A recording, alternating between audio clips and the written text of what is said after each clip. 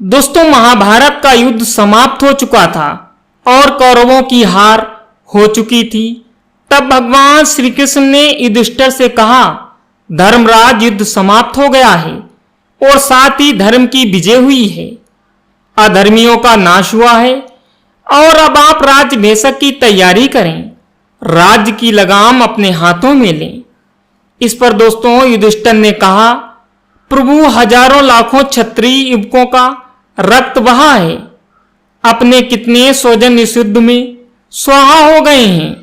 अब मुझे वैराग्य आ रहा है, मुझे राज सिंहासन पर नहीं बैठना है। सोच रहा हूं कि थोड़े दिन गंगा किनारे चला जाऊं और एकांत में तपस्या करूं, ध्यान भजन करूं, प्रायश्चित करके अपने अंदर के कर्मों का नाश करूं और निर्मल होकर फिर शांति से राज करूं।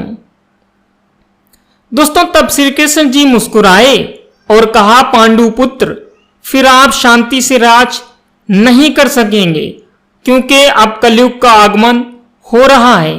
उसके लक्षणों की झलक देखनी हो तो आप पांचों भाई अलग अलग दिशा में चले जाओ, वहां पांचों को आश्चर्य दिखाई देंगे।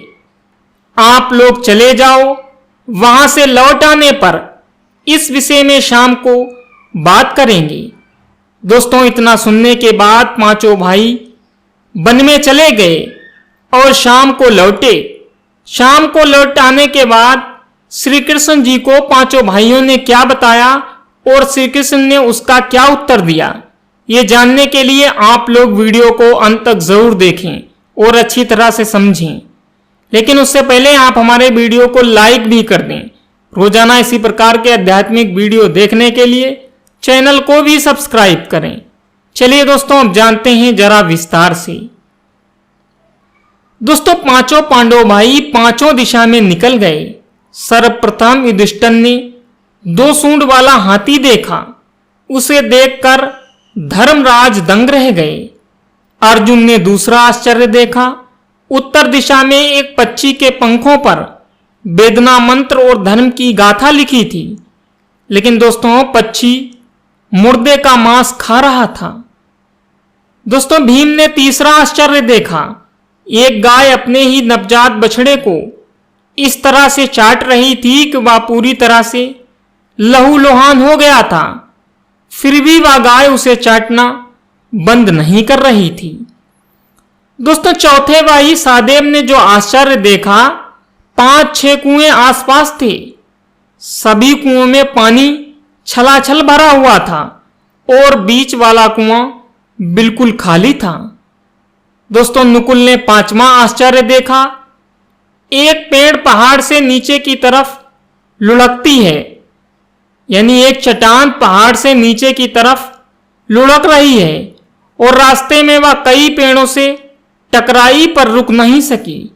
फिर रास्ते में पेड़ों के झुंड भी उसे नहीं रोक सके और अंत में एक तिनके ने उसे रोक लिया।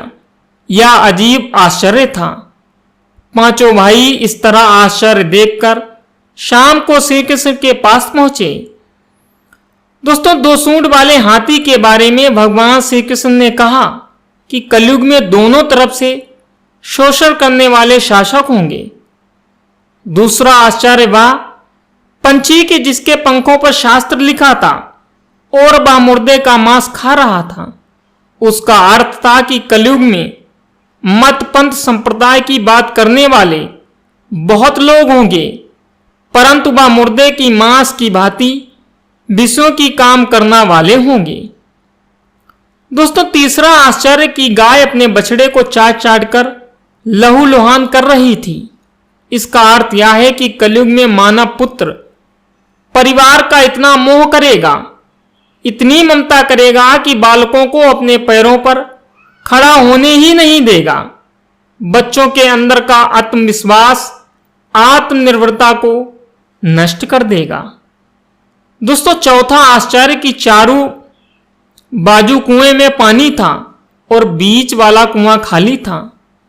इसका मतलब है कि कलयुग में धनवान, वैभववान, सत्तावान, साधन संपन्न श्रीमंत लोग विवाह और लगन पार्टियों में लाखों रुपये खर्च कर देंगे, पर पड़ोस में कोई दिन दुखी रहता हो और अस्त व्यस्त जीवन व्यतीत कर रहा हो तो उसकी सहायता करने की बात नहीं सोचेंगे।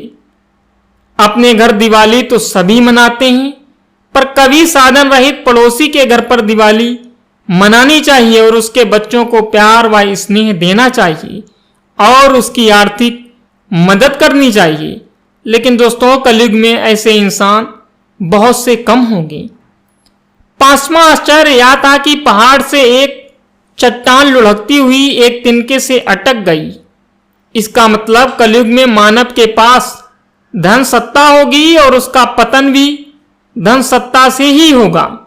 वह नीच और पाप कर्म करने के लिए प्रेरित होगा। धन और सत्ता भी उसे नहीं बचा पाएगी। इस परिस्थिति में उसे राम नाम का छोटा सा तिनका ही पतन के मार्ग से बचाने में सहायक होगा। दोस्तों, यही वही आश्चर्य थे जो आज के कलयुग में बिल्कुल सत्य होते प्रतीत दिखाई दे रहे हैं।